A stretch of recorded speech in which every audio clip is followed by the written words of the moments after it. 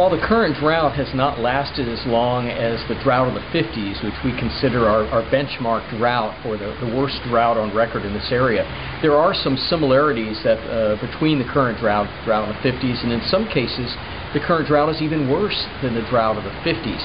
Our current drought has lasted about 2 years in duration, whereas the 50s drought was almost a decade-long drought from the late 40s through the late 50s.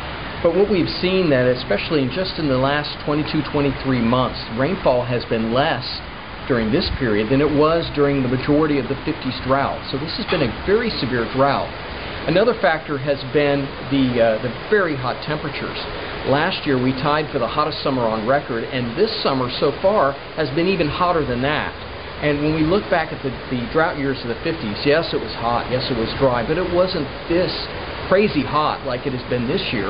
In addition to that, we've now started to see many of our springs and go dry. Many of our streams have dried up as well.